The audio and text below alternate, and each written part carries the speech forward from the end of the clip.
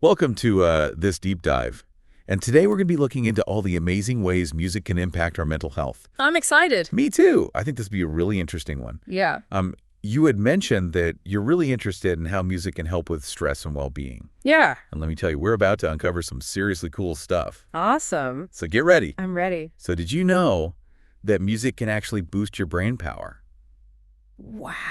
and even help people who are dealing with dementia? Really? I know, it's pretty wild, right? That's wild. I had no idea. It's going to be a good one. Yeah. So, Well, I've got some fascinating research here okay. Awesome. that delves into how music affects our emotions, our thinking, Yeah. and even how we connect with others. Okay, so let's jump right in. I think we've all felt that mood boost when, like, our favorite song comes on. Right. What's the science behind that? Is it all in our heads, or is there something more to it? It's more than just a feeling. It's actual brain chemistry. When you hear music you enjoy, your brain releases these chemicals called dopamine, serotonin, and oxytocin. Okay, I've heard of those. Yeah, and they're like little messengers of happiness and relaxation. Oh, so there's actually a reason why music can turn a bad day around. Exactly. It's not just me, like, being dramatic. It's like actual dopamine You got it. hitting my system. Yeah, and get this, the type of music you listen to can actually create different emotional responses. Oh. So upbeat tunes will energize you, while slower, more mellow music can help you process those sadder feelings. Okay. It's like you're choosing the right soundtrack for your mood. Oh, that makes total sense. Yeah. For sure. Speaking of connecting with our emotions, Yeah. have you ever felt like a song perfectly captures what you're going through? Yeah. Almost like it's mirroring your own feelings. All the time. Yeah. That's because music actually activates these things in our brain called mirror neurons. Okay. And they're the same neurons that fire when we watch someone doing something, making us feel like we're doing it too. So with music, it means that we're empathizing with the emotions in the music and we're feeling them as our own. Wow. So if I listen to a happy song, my brain is basically experiencing that joy firsthand. Exactly. That's mind-blowing. It's like our brains are little empathy machines for music. Wow. Okay, so music can boost our mood and make us feel things more deeply.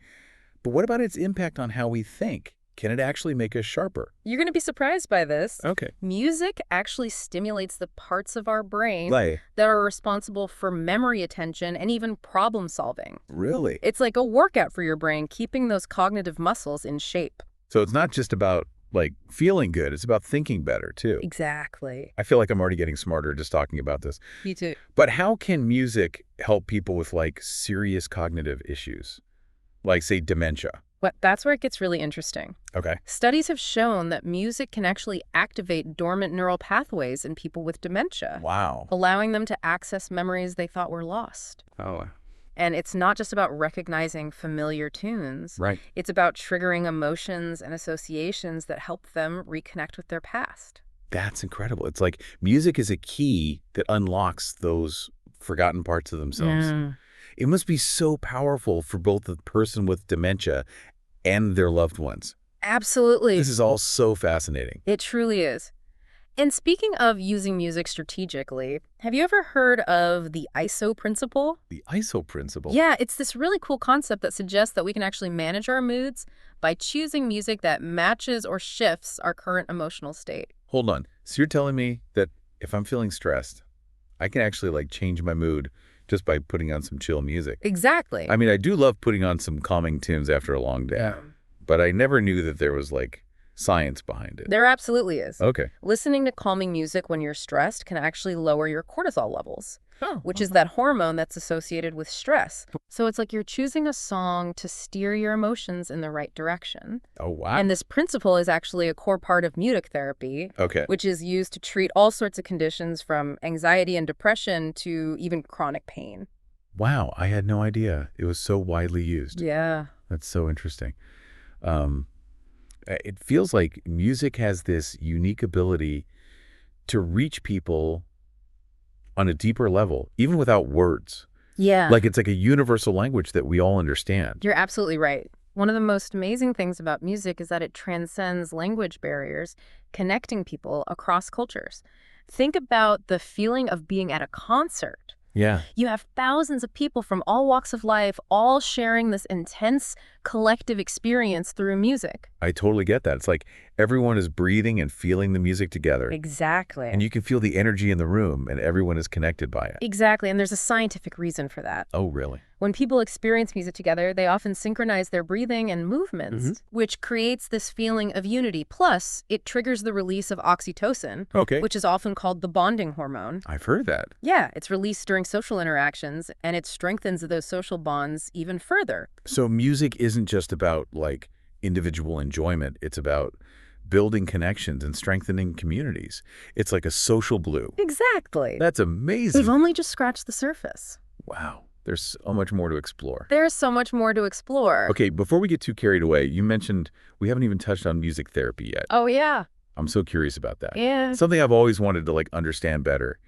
Is it really as powerful as people say? Music therapy is incredible. It's not just about listening to calming music. It's an entire clinical practice. Oh, wow. Where trained therapists use all sorts of musical experiences, like listening, singing, playing instruments, even writing songs. Wow. To help people with physical, emotional, and even cognitive needs. So it's not like a one-size-fits-all. Right. It's actually tailored to each person. Absolutely. It's all about figuring out what works best for each individual and their specific goals. That makes sense. So for someone struggling with anxiety, it might be learning relaxation techniques through music. Okay. Or for someone recovering from a stroke, it could involve using rhythms to improve motor skills. Oh, interesting. It's really fascinating stuff. That's so cool. So it's not just passively listening.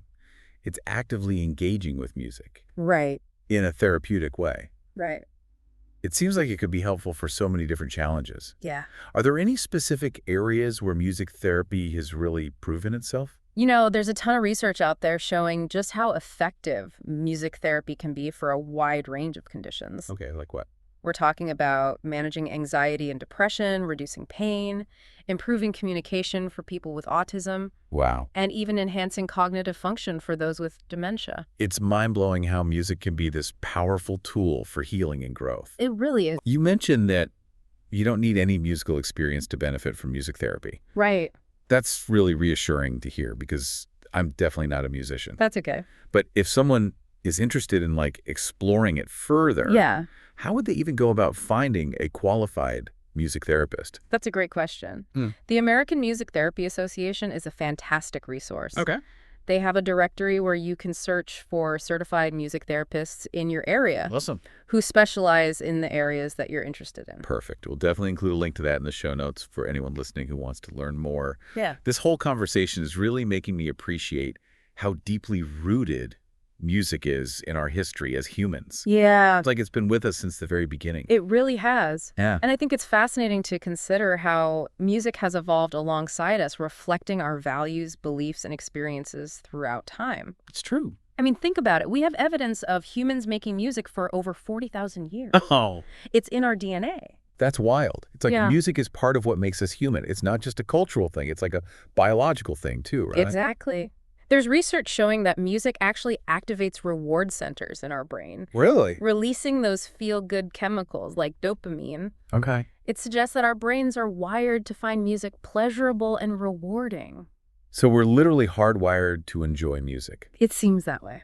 That explains so much. Yeah. It makes you wonder why we haven't tapped into its potential even more. If music brings us so much pleasure on an individual level, right. What about its impact on society as a whole? Can music actually make the world a better place? That's a big question. Yeah. But a really important one. There's more and more research exploring music's social and cultural impact. Okay. And it's pointing to some really exciting possibilities. Like what? Give me some examples. Well, we know that music can foster a sense of community and belonging. Okay. Think about singing in a choir or being at a concert. You have all these people from different backgrounds coming together, sharing this common experience through music. Right. It creates a sense of unity and connection. I've definitely felt that at concerts. Right. It's like everyone is on the same wavelength, connected by the music. It's a powerful feeling. Absolutely. And that feeling of connection can be incredibly powerful, especially in a world that often feels so divided. Yeah. Music has this amazing potential to bridge cultural divides, promote empathy, and even inspire social change. Okay, now you're really making me think. Are there any real-world examples of music being used to create positive social change? Definitely. Think about the civil rights movement in the United States. Okay. Music played a huge role in rallying support, spreading messages of equality, and giving people hope during incredibly difficult times. Right. We Shall Overcome became an anthem for the movement, Exactly. uniting people and giving them a voice through song. It's incredible how powerful music can be. Exactly. And even today, music continues to be used as a tool for social activism. It raises awareness about important issues, challenges injustice, and inspires people to take action. It's a powerful reminder that music is more than just entertainment. For sure. It's a way to express ourselves, to communicate, and to connect with each other on a much deeper level. I'm starting to see music in a whole new light. It's like this hidden superpower we all have access to. Yeah. We've talked a lot about the positive aspects of music, Yeah. but I'm curious, are there any downsides or things we should be aware of when it comes to music and mental health? That's a really important question. Yeah. While music can be incredibly beneficial, it's not a one-size-fits-all solution. Right. Some people might find certain types of music triggering or overwhelming, Okay. depending on their personal experiences. So it's about finding what works best for you That's and being mindful of how different music makes you feel. Exactly. And while music can be a valuable tool for managing mental well-being, Right. it's not a replacement for professional help if someone is struggling. Totally agree. It can be a great complement to other forms of therapy or treatment, Right. but it's essential to seek professional guidance when needed.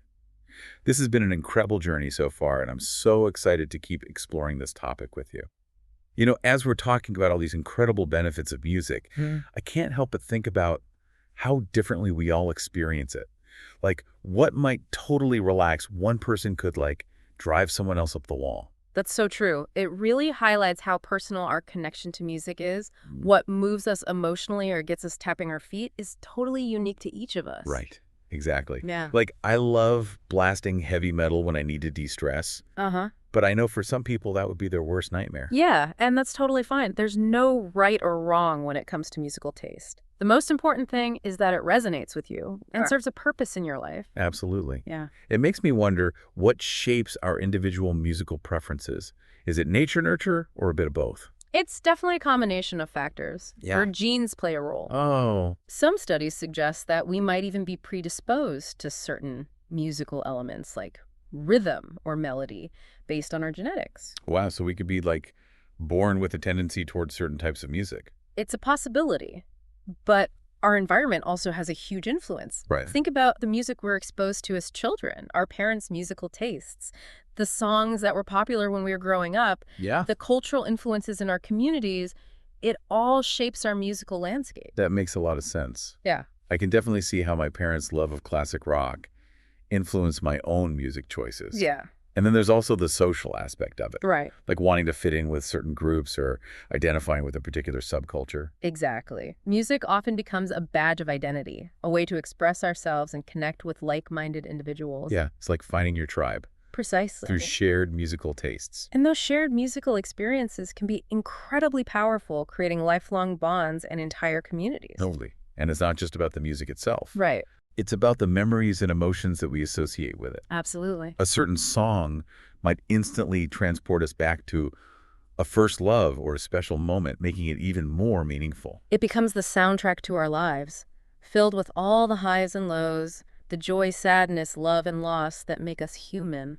That's such a beautiful way to put it. It makes me realize that even though we experience music so differently, there's something universally human about our connection to it. Yeah. No matter who we are or where we come from, music has the power to move us, connect us, and make us feel truly alive. It's a true testament to music's power as a universal language that speaks to all of us. This deep dive has been absolutely incredible. Me too. I feel like my appreciation for music has grown tenfold just from having this conversation. I'm so glad to hear that. And it makes me wonder, Yeah. what if we all took some time to reflect on the role of music in our own lives and how we can use it more intentionally to boost our well-being and connect with others? That's a really powerful thought to leave with our listeners. Yeah. It's a call to action to embrace the power of music I love that. and use it as a force for good in our own lives and in the world around us. Exactly.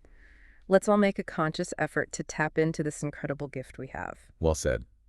So as we wrap up this amazing journey into the world of music and mental health, Yeah. What's the one key takeaway you hope our listeners will remember? I'd say the most important thing is to recognize and embrace the profound impact that music has on our lives.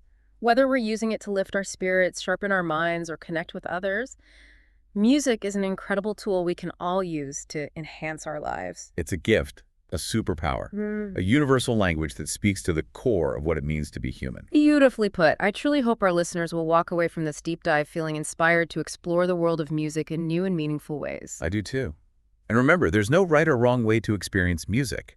What matters is that it speaks to you, brings you joy, comfort, inspiration, or whatever you need in that moment. So turn up the volume, let the music move you, and embrace the incredible power it has to enrich your life and the lives of those around you.